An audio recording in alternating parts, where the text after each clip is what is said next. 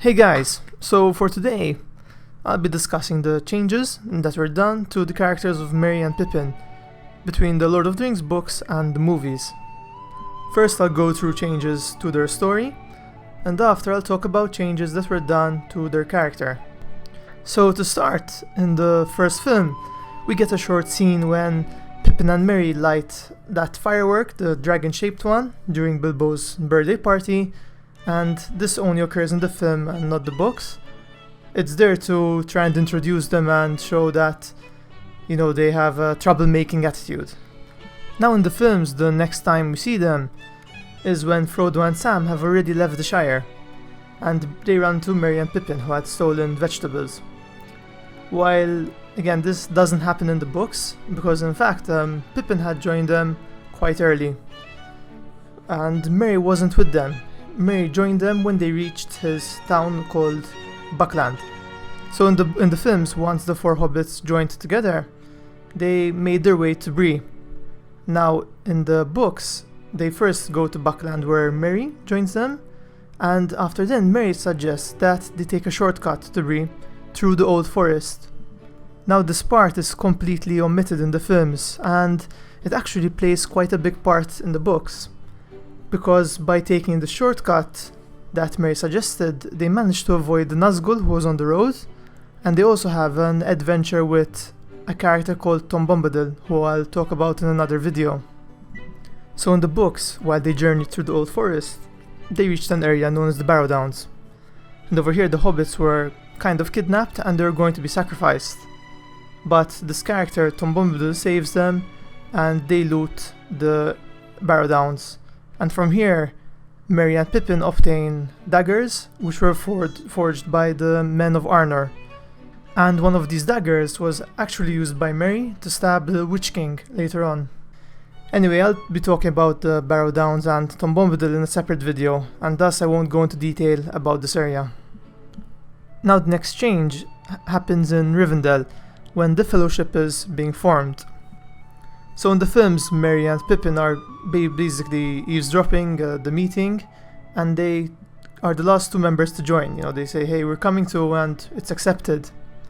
However, in the books, they actually at first wouldn't be accepted, that Elrond didn't want Pippin especially to join them, and instead he wanted Pippin and Merry to go back as messengers to the Shire to warn them about the coming threats. However, Gandalf, he told Elrond that he'd like Merry and Pippin to join, and he was the reason why they actually became part of the Fellowship. The next small change occurs in Moria, when in the movies, Pippin, he touches a skeleton which falls into the well, and it alerts the goblins and orcs to the Fellowship's presence, and this causes the attack. And this is slightly different in the books, because in the books he picks up a stone and he drops it in the well just out of curiosity to see how deep it was. So obviously the difference is that in one case it was intentional, and while in the movies it was just an accident. He never meant to create that noise. So there aren't any more changes to their characters until the second film, when Merry and Pippin join the Ents. So in the films, they are a huge driving force in causing the Ents to go to war. They convince Treebeard to walk in a certain direction where he sees all the dead trees, and this enrages him. However, in the books, the Ents were already aware of this, and all the hobbits did was speeding up the process of the Ents' retaliation, and thus they didn't play such a big role as they did in the films, because the Ents were already very aware about Saruman and what he was doing to the forest, and they just needed that small push, that thing to speed up the process of their attack. So that's the only change that occurs in the second film, as all the other changes occur in the third. So in the third films, we see Pippin lighting the beacons, and this causes Rohan to actually come to Gondor's aid. And this is only in the films, because in the books, Denethor, who was the steward of Gondor, had already lit them before, and thus Pippin wasn't the cause for Rohan coming to Gondor's aid.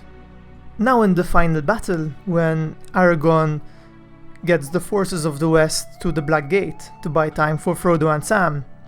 In the movies we see both Pippin and Merry present, while in the books only Pippin was present and he was there to represent the hobbits.